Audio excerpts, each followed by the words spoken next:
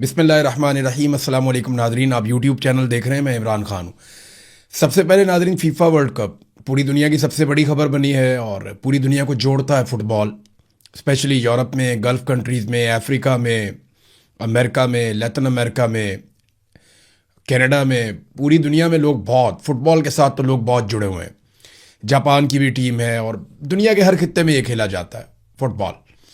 शानदार गेम है। पाकिस्तान में लोगों ने बहुत बड़ी तादाद में देखा। तो फुटबॉल की दुनिया में 4 साल के बाद जो वर्ल्ड कप हुआ उसका चैंपियन अब स्पेन है। हालांकि ऐसा लग रहा था कि रेफरी भी साथ खेल रहे हैं मिलकर अर्जेंटीना के, और इससे पहले जैसे मिस्र को बाहर किया गया, कुछ और टीमों ने भी एतराज़ किया, लेकिन फाइनल में कमाल कर दिया और डिफेंस बड़ा शानदार था स्पेन का। फुटबॉल के बारे में आप लोग ज़्यादा लोग इसकी टेक्निकलिटीज़ को नहीं जानते तो उसमें जाते भी नहीं हैं, लेकिन इस फुटबॉल में 2-3 चीज़ें बड़ी इंपॉर्टेंट थी। एक तो इसराइल का जो वज़ीर आज़म है नेतन्याहू, वो और डोनाल्ड ट्रंप ये सपोर्ट कर रहे थे मेसी की टीम को, और स्पेन आपको पता है कि वो फ़लस्तीन के लिए आवाज़ उठाता है बार बार। तो जितने मुसलमान ममालिक हैं उनकी ऑटोमेटिकली सपोर्ट स्पेन के साथ चली गई थी। पाकिस्तान में लगभग सारे पाकिस्तानी स्पेन को सपोर्ट कर रहे थे। यहाँ बरतानिया में इंग्लैंड की टीम को लोग सपोर्ट करते थे। 2 टीमों को बहुत सपोर्ट मिल रही थी पहले, एक इंग्लैंड की टीम को और एक सपोर्ट मिल रही थी नॉर्वे की टीम को। लेकिन उसके बाद जब दोनों टीमें बाहर हो गई तो सारी सपोर्ट चली गई स्पेन के साथ। तो स्पेन के जीतने की खुशियां पूरी दुनिया में मनाई गई हैं। ख़ास तौर पे वो जो एक प्लेयर है वहाँ पे मुसलमान है, वो लड़का लामीन यमाल, उसके बारे में बड़ी कहानियाँ हैं कि वो छोटी उम्र का लड़का है, बड़ी जिम्मेदारी उसने उठाई है और अपनी टीम के लिए बड़ा परफॉर्म किया उसने। उसका एक छोटा सा भाई भी है, वो घूमता रहता है वहाँ ग्राउंड के अंदर, छोटा सा है वो, खुद लड़का बहुत यंग है अभी। तो स्पेन को मुबारकबाद, और पाकिस्तानियों ने पूरा सपोर्ट किया स्पेन को। उसकी वजह मैं आपको बताता हूँ, क्योंकि पाकिस्तानियों को लगता था कि मेसी और उसकी टीम जो है वो इसराइल की सपोर्ट है उनको। तो आप देख लें, इसराइल की मुखालफत में पाकिस्तानी किसी को भी सपोर्ट करते हैं, और फ़लस्तीन की हमायत क्योंकि करता है स्पेन, तो इसलिए पाकिस्तानी उसके साथ अपनी सपोर्ट लेकर गए। पाकिस्तानियों ने ऐसे सेलिब्रेट किया, इस्लामाबाद में एक बड़ी स्क्रीन लगी हुई थी, जैसे अपनी टीम को कोई पुश कर रहा होता है, अपनी टीम को कोई बकअप कर रहा होता है कि ठीक है हम आपके साथ हैं, आप हम सपोर्ट दे रहे हैं। तो लोग दुआएं भी मांग रहे थे स्पेन के लिए। तो बड़ा सख्त मुकाबला था। एक्स्ट्रा टाइम में जाके स्पेन ने एक गोल किया और फिर स्पेन ये मैच जीत गया। अब ये पाकिस्तानी हुक्मरानों के लिए एक बात सीखने की है इसमें कि आप कुछ भी ऐसा करेंगे ना जिसमें इसराइल की थोड़ी सी भी सपोर्ट या हमायत हो जाएगी, तो ये आपको इसकी कीमत चुकानी पड़ेगी। आप देखें, हालांकि मेसी बहुत बड़ा प्लेयर है, लेकिन सारे सपोर्ट नहीं कर रहे उसको पाकिस्तान में। उसकी वजह क्या है? वजह यही है कि उसको सपोर्ट कहीं और से मिल रही है। तो ये इतनी ज़्यादा पाकिस्तानियों को एक बदएतमादी है और एक पाकिस्तानियों के दिल के अंदर एक गिला शिकवा है, और वो जायज़ है। जो कुछ गज़ा में हुआ उसकी वजह से पूरी दुनिया में ये है, सिर्फ पाकिस्तान में नहीं है, यूरोप में भी है, गल्फ़ में भी है, लगातार वो जुल्म वो सिलसिला चल रहा है। तो बोर्ड ऑफ नेतन्याहू में जब पाकिस्तान शामिल हुआ तो उसके जो असरात हैं वो इलेक्शन में जब वोट पड़ेंगे तब शहबाज शरीफ को पता चलेगा कि बोर्ड ऑफ नेतन्याहू या बोर्ड ऑफ पीस जिसे कहते हैं उसके अंदर शामिल होने की क्या कीमत चुकानी पड़ेगी। बहरहाल ये तो जनाब था वर्ल्ड कप का मरहला, और वर्ल्ड कप ख़त्म हो गया। फीफा वर्ल्ड कप दुनिया ने देखा, ये अमेरिका के अंदर था। पहली दफ़ा वर्ल्ड कप में हमने बहुत सारी रोंदी भी देखी, बेईमानी भी देखी, फिर हमने ये भी देखा कि डोनाल्ड ट्रंप के कहने के ऊपर एक रेड कार्ड भी वापस हो गया। ये भी तारीख में कभी ऐसा नहीं हुआ, लेकिन यहाँ पे हमने बहुत कुछ ऐसा होता हुआ देखा। बिलाखिर इसका फैसला हो गया और फैसले से दुनिया खुश है। जो टीम जीती, दुनिया की बहुत बड़ी तादाद उसी टीम को सपोर्ट कर रही थी। अब नादरीन आ जाए पाकिस्तान की सूरत हाल पे, तो सबसे पहले मैं आपको कश्मीर लेकर चलता हूँ। मैंने आपको अपने पिछले वीलॉग में एक ब्रेकिंग न्यूज़ दी थी कि कश्मीर में मामला तय हो रहे हैं। तो इस वक्त जो मेरी इन्फॉर्मेशन है उसके मुताबिक, जो मेरा सोर्स मुझे बता रहे हैं, वो ये बता रहे हैं कि इस वक्त ड्राफ्टिंग हो रही है कि जो मुआहदा इस वक्त मिलिट्री एस्टेब्लिशमेंट के लोग और जॉइंट अवामी एक्शन कमेटी के लोग जो मुआहदा तैयार कर रहे हैं उसकी ड्राफ्टिंग हो रही है। आखिरी वक्त में फटा इस बात पे पड़ा हुआ था कि 6 सीटें कम करने पे आमादा हो चुके हैं मिलिट्री एस्टेब्लिशमेंट के लोग, जबकि जॉइंट अवामी एक्शन कमेटी ने कहा नहीं जी 4 मैक्सिमम आप रख लें, लेकिन उनके लिए भी कुछ शराइत हैं। अब ये चीज़ें शायद हल हो जाएंगी, और अगर ये मुआहदा हो जाता है तो कश्मीरियों की बहुत बड़ी कामयाबी है। 3 चीज़ों पे नज़र रखनी पड़ेगी अगर ये मुआहदा होता है तो। नंबर 1, इलेक्शन की तारीख कहाँ तक जाती है, और जॉइंट अवामी एक्शन कमेटी अपने जो हमायत याफ्ता उम्मीदवार हैं उनको मैदान में उतारती है या नहीं उतारती, क्योंकि बहुत सारे जॉइंट अवामी एक्शन कमेटी के लोग हैं जो उनके बड़े वफादार हैं और कश्मीरियों के लिए उन्होंने बड़ी कोशिश की, बड़ी जिद्दोजहद की है। उन लोगों ने कागजात नामजदगी जमा भी करवाए हैं, उनके कागजात नामजदगी जो है मंजूर भी हो गए। तो ये उनके पास एक मार्जिन है कि वो इलेक्शन लड़ सकते हैं। तो इस वक्त जो है वो इलेक्शन की तारीख का मामला है, और दूसरा जो है वो महाजरीन वाली नशस्तें, उनका मामला है कि वो कितनी बचती हैं, बाकी 4 या 6 या 0, ये क्या होता है इसके बारे में जो है वो दूसरी ऑप्शन ये है।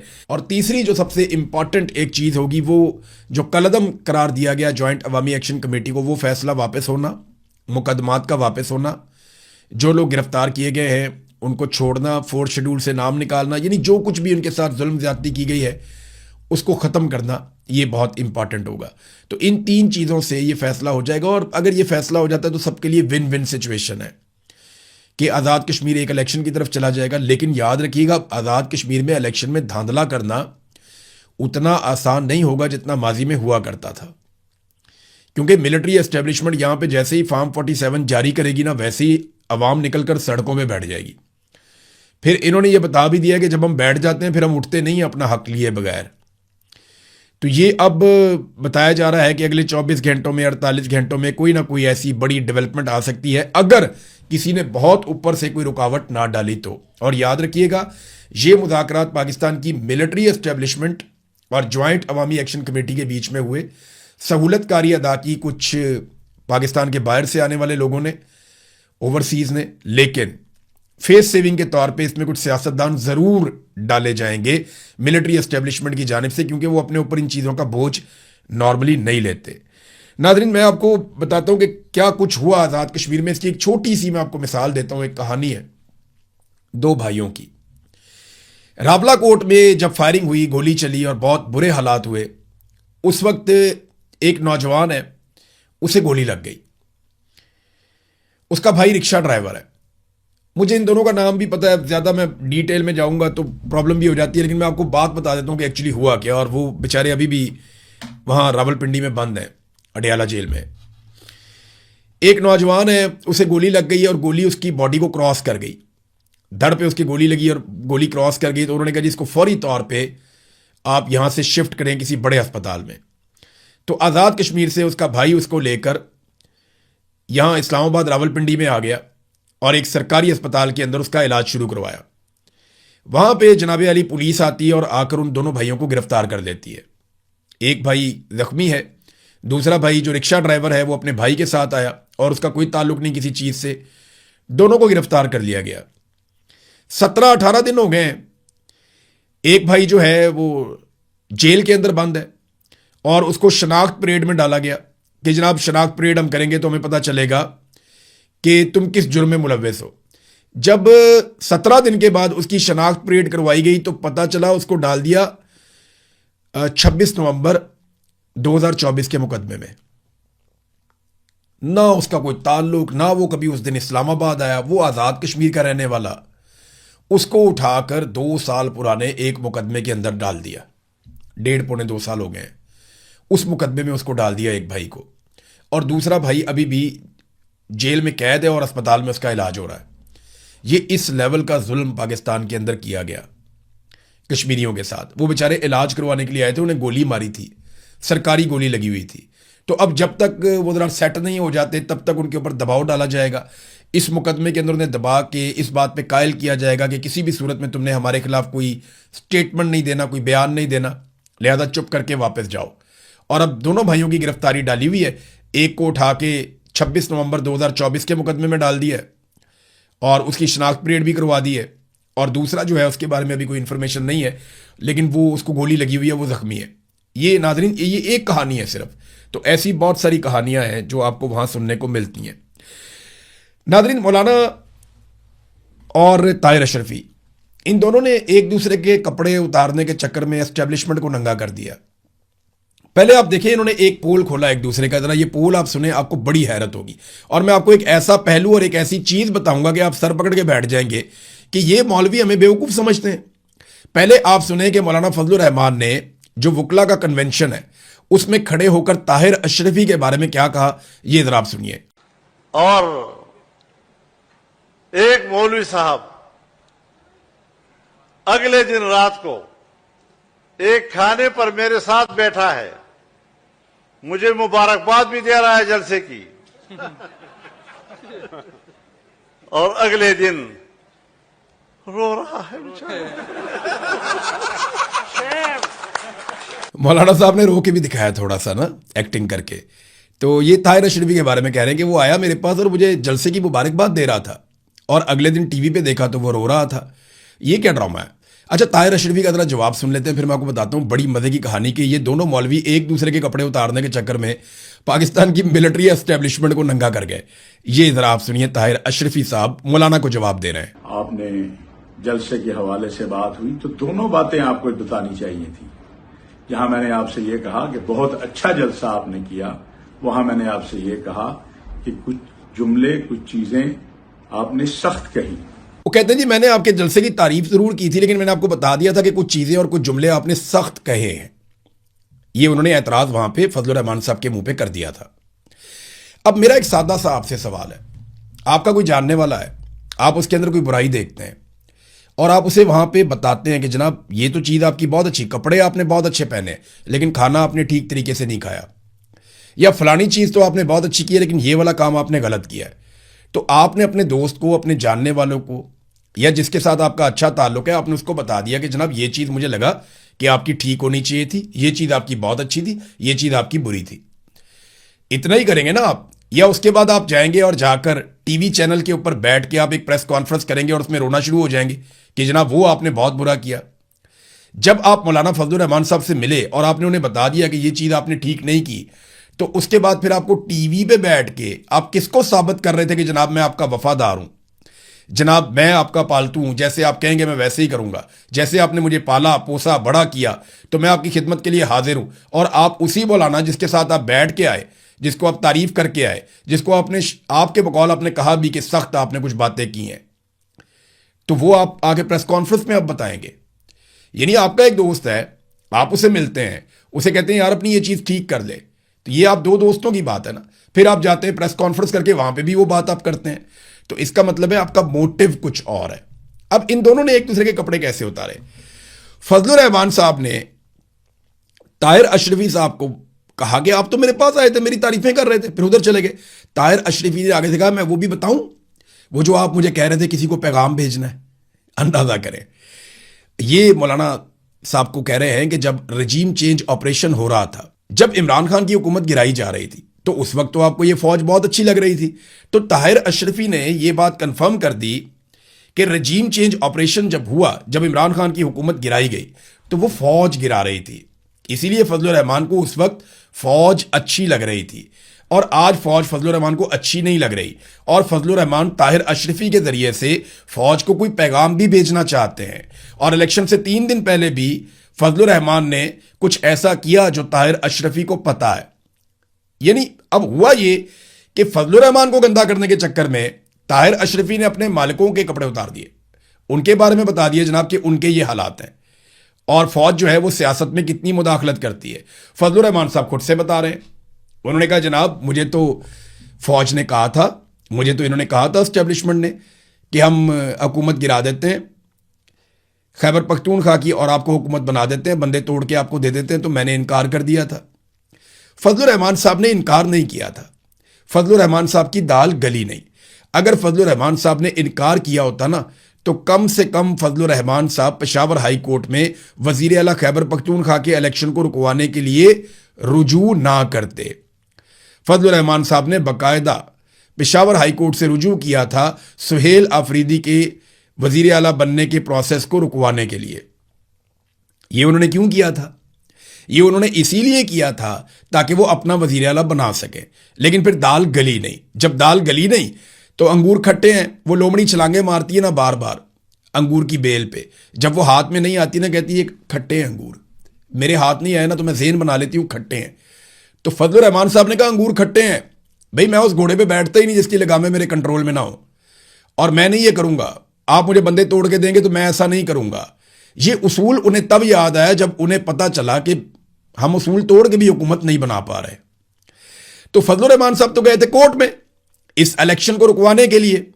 तो एक ये चीज अपने जहन में रखें, जब उस्मान चौधरी साहब हैं एक जर्नलिस्ट, फजलुर रहमान साहब जब वहां से निकले तो उन्होंने एक सवाल किया, और फजलुर रहमान साहब का सारा बयानिया जितना उन्होंने घड़ के बनाया था ना, वो एक सवाल के अंदर वाड़ दिया उन्होंने।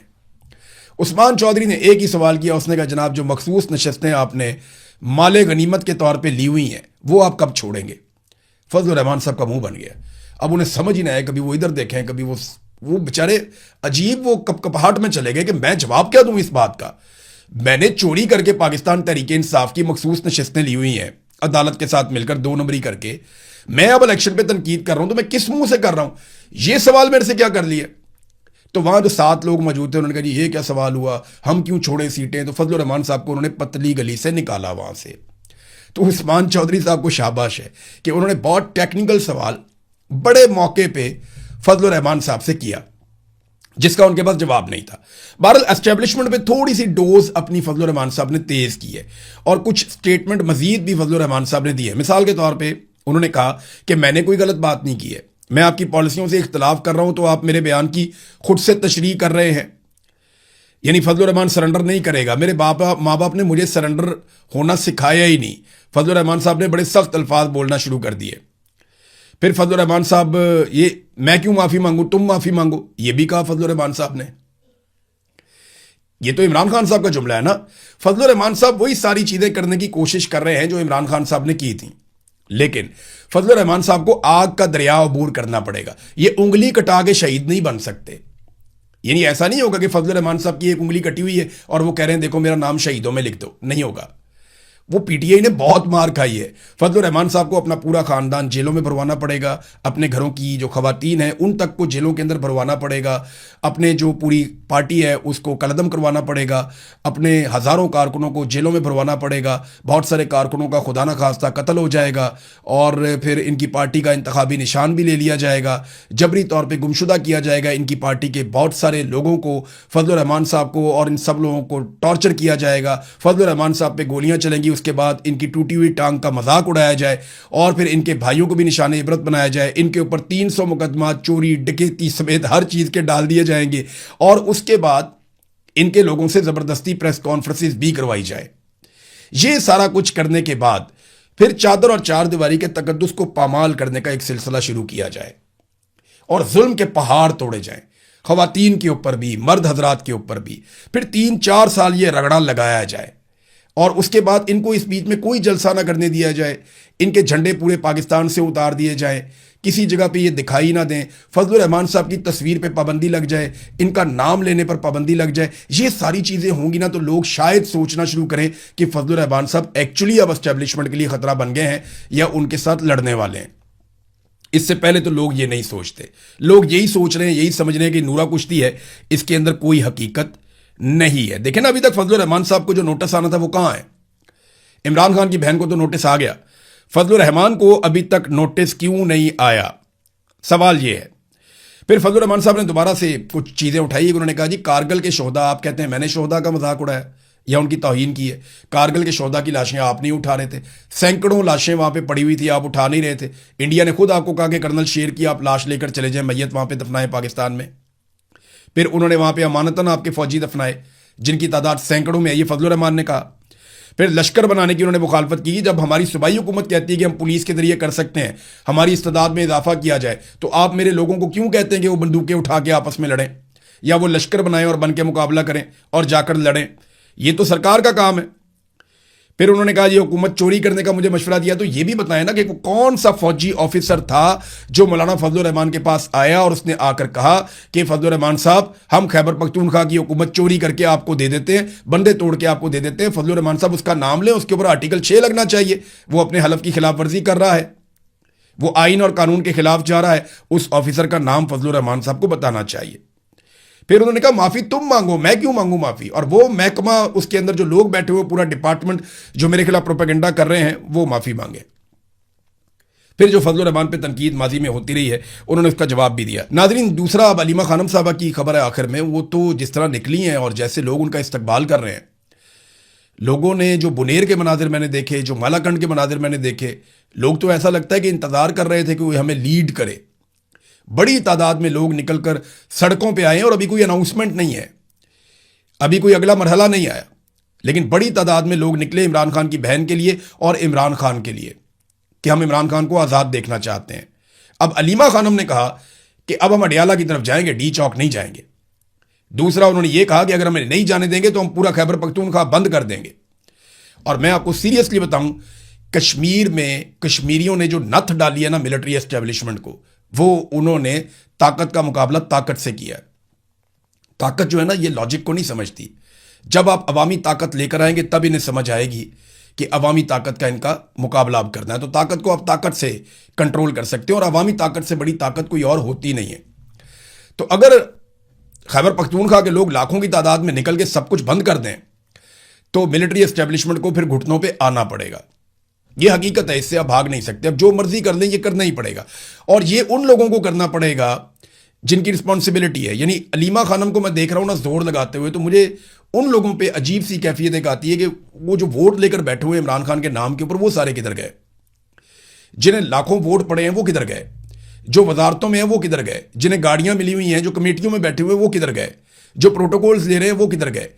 वो लोग नजर नहीं आ रहे। लेकिन इमरान खान की बहन, जिसने कल को कुछ भी नहीं बनना, कोई पॉलिटिकल सीट उसकी नहीं होगी, लेकिन वो पूरा जोर लगा रही हैं। तो बड़ा शानदार तरीके से वो तहरीक को आगे बढ़ा रही हैं। कुछ लोगों ने काम शुरू कर दिया है, जैसे कि इकबाल अफरीदी साहब हैं, वो बहुत ज़ोर लगा रहे हैं। खुर्रम ज़ीशान साहब हैं, वो बहुत ज़ोर लगा रहे हैं।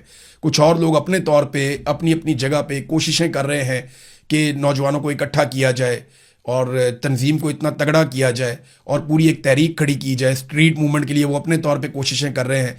लेकिन अगर सुहेल अफरीदी और जुनैद अकबर साहब ये लोग ज़्यादा जोर लगाएं तो ये जल्दी काम हो जाएगा और खैबर पख्तूनख्वा की इसमें रिस्पॉन्सिबिलिटी ज़्यादा होगी। नादरीन, अब तक के लिए इतने, अपना ख्याल रखिएगा, अपने इस चैनल का भी। अल्लाह हाफ़िज़।